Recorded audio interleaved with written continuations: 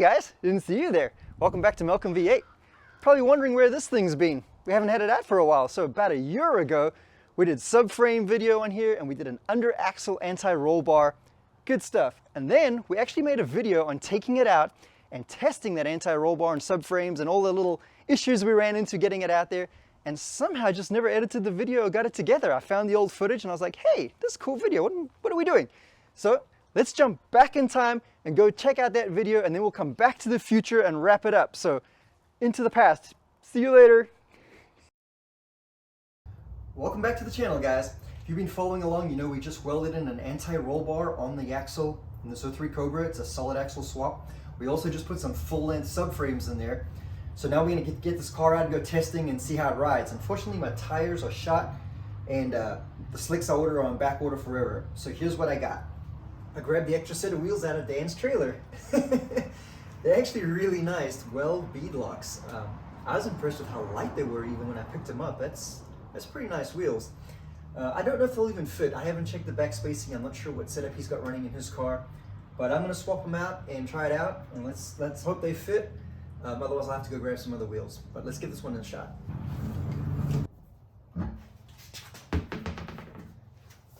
Whoa, that's sticking way out. But they're not on there properly.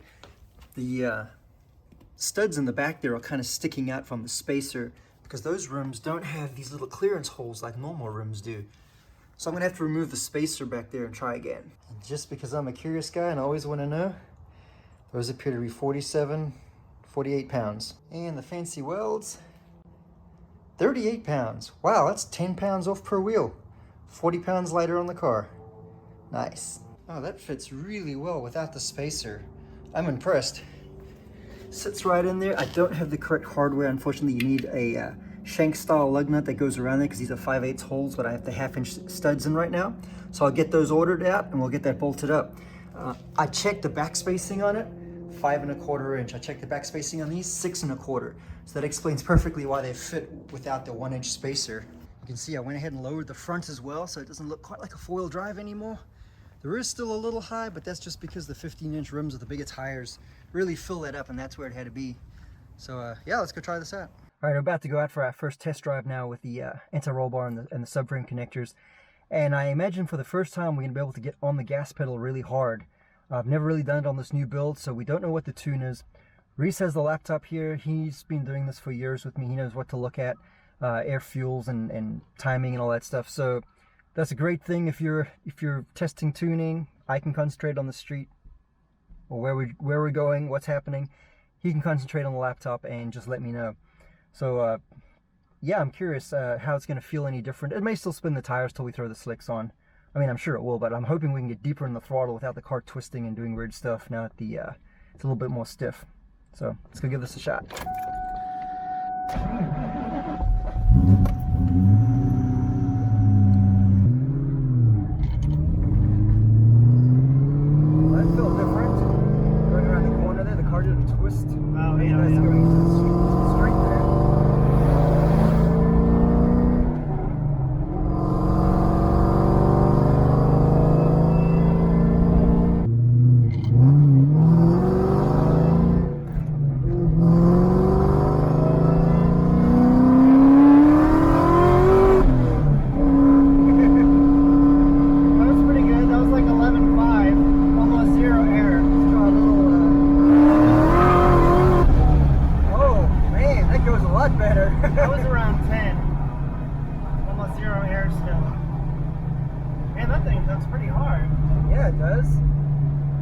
Can't believe it's still on those 17s. Yeah, I know. It doesn't twist anymore. That's why it just stays straight. It feels very planted. Yeah.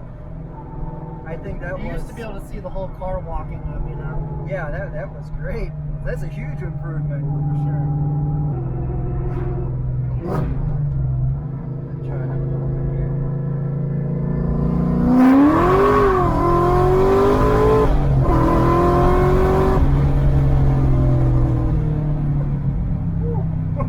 That's pretty nasty. Damn. How was the feeling looking there? Pretty good? Good. It looks great. It's spot on. Nice. Man, I bet that was just leaving black lines. Yeah. I can't even You can't fathom how hard that hook's on 17s. We haven't even put on slicks or anything, you know? Yeah, that's gonna be insane.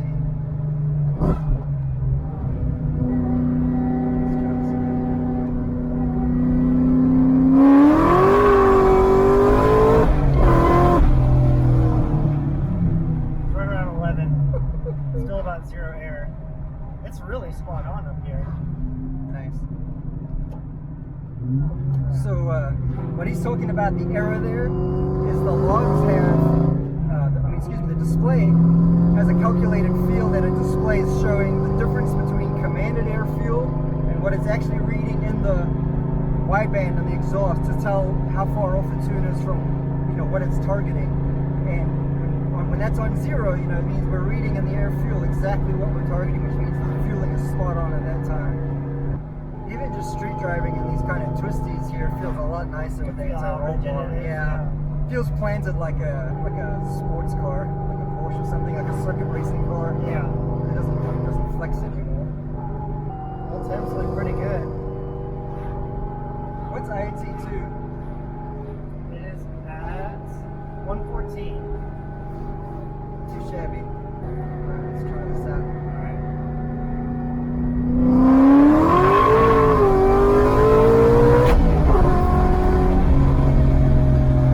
How's that? I don't know. Sounded like a backfire, didn't it? Oh, I bet the blower belt snapped. Alternator lights on.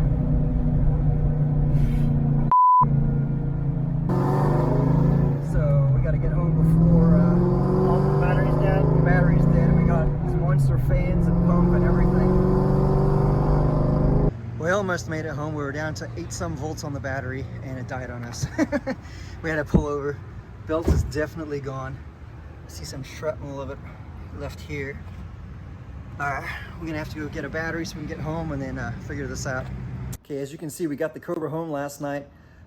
We had to do it on a spare battery. On the original battery, according to the data logs, after the belt snapped, we had about 8.5 minutes, I think almost 9 minutes, before the battery, well, it didn't actually completely die. We were in the 8-point-some volts. The car stalled coming up to a traffic light, and that we were done, couldn't start after that.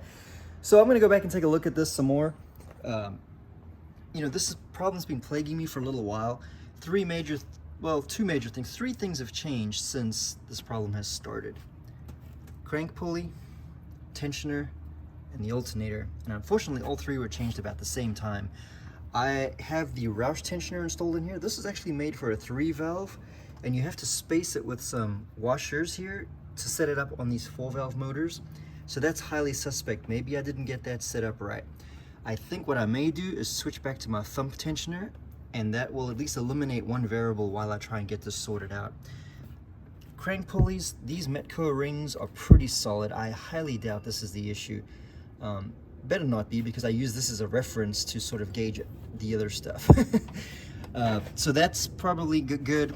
That leaves just the alternator. That's gonna make things a little bit easier. Now I've readjusted the shims and stuff on here multiple times trying to get this to go. And the reason I know I have a bit of an issue here is every time I put a new belt on, it only goes through about 1 heat cycle and then it starts to squeal on cold start. And right away I know there's something wrong. Something's not aligned right, something's not happening. And of course when I rip on it real hard and we go over 7,000 RPM, in this case I think we were on about 7,300 some change, and it just shreds and snaps. And if you look at the belt, I'll actually find it here and show you. It has, it looks like it walked off of a pulley, and you can see where it was slit down, and then of course it snaps. So what we're gonna use today is I have my little laser tool out. This is for pulley alignments. If you haven't seen one of these, essentially this sits in the pulley grooves, and they don't line up exactly with my pulleys, so there's a little bit of wiggle room. Now let me show you here what I'm talking about. It's supposed to sit, that sits in there like that, but they kind of wiggle around, and the centerpiece here tends to bottom out on the smaller pulleys, so it kind of rocks as well. So it's not a perfect solution. It has some error to it, and it makes things a lot more difficult to figure out. It does have magnets in there, but a lot of these pulleys are aluminum, so that doesn't do me a whole lot of good. I think this particular one's metal, but anyhow. And then you have a receiver piece. This sits on an adjacent pulley, and it has a groove or a long line scribed in it there. And the idea is this one here shoots a laser like that, and you got to get it on top of there. And you can check for a few things. You could see if the laser's off to the side but still parallel, or if it's twisted like that, meaning you've got like an axial type problem. So there's a few different ways. It's not perfect. It's just another tool in the toolbox, I guess you could say. So let's start looking at this. Here's what's left of the belt. Now, one interesting part is I always install these with the writing facing me in the engine bay so I can read it, so I know which way it was on the engine. And this is actually slit down. This is only 6 rib right now instead of 8.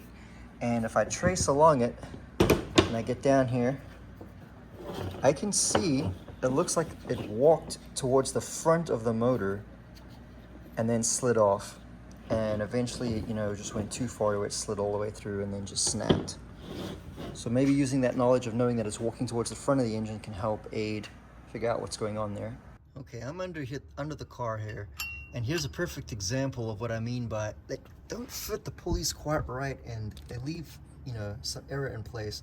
So there you can see the slot up on the groove up above. But just depending on how I apply the pressure over here, because it has, you know, almost like a bit of rock. It doesn't fit quite exactly right. So you got to use your best judgment as to how it should be sitting in there. But that leaves this kind of error up here. And, you know, a tool is only as accurate as that is not very good. Because, you know, do I have that installed correctly or do I not? It's kind of frustrating. Okay, I got smart here and I taped this on since the magnet doesn't stick to aluminum to free up a hand. And I started looking over here, and instead of just running it like this and just looking at it going up and down, I started thinking, what about rolling this around and just kind of looking around? And what's interesting is when I get it way up like that, the laser is moving a little to the right of that white circle. It's ever so slight. And when I look at how it runs down on the rib here, it's not exactly true. It starts kind of on one and then it goes a little to the left. And then I turn this down and around, and that's where it really stood out to me. The laser's a little to the left of the white circle. So clearly the alternator is not running true, even though it kind of looks like it there. I guess what I should have been doing was turning this all the way around like this right in the beginning and checking all of that. So I'm an idiot, but I got it now. So let's go ahead and reshim this and get that sorted out. So I mic'd out the different washer sets that I had under the, these were the original ones that were underneath of the alternator. I got 135 thousandths. So I went through a bunch and I went down 10 thousandths. I went down to 125 thousandths. And let me show you how it fits now. Essentially, now when I roll it, the way it sits on the top here, through the center of that circle, and I go down through, straight through the line, and on the bottom it looks the same through the center of the circle. So I believe it's sitting at least a lot more true than it was, if not as good as it needs to be. So I guess next test is let's just throw a new belt on and go through some drive cycles. We can see if the squeal comes back. I really don't want to just do a wide open throttle snap test immediately, because look here what it does to my hood. I got lucky this time. It just made some marks. I think those will come out, but man, sometimes it really tears up your hood.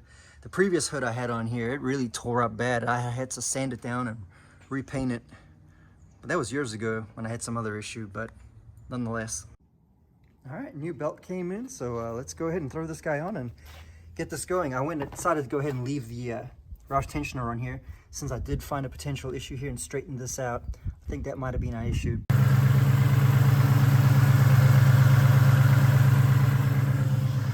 Nice and quiet, but that's pretty typical on a brand new belt. So get a couple heat cycles on here and see what happens.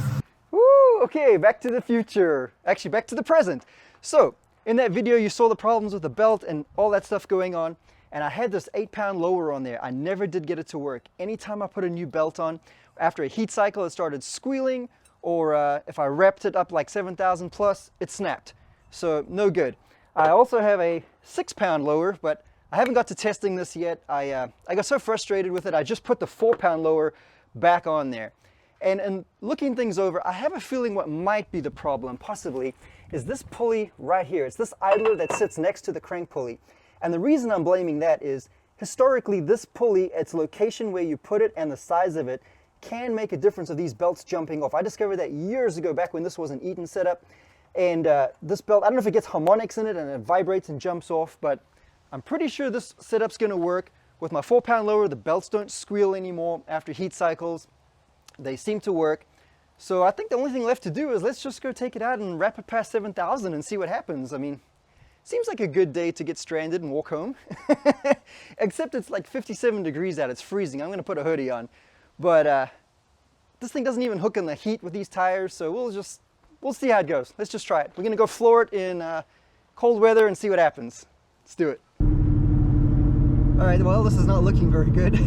We were just trying some part throttle runs there in like 3rd gear. We couldn't even get to 6,000 RPM and we were just spinning and sliding, so I don't know. I'm going to try it again, but it's not, we might have to do this again on another day when it's warmer.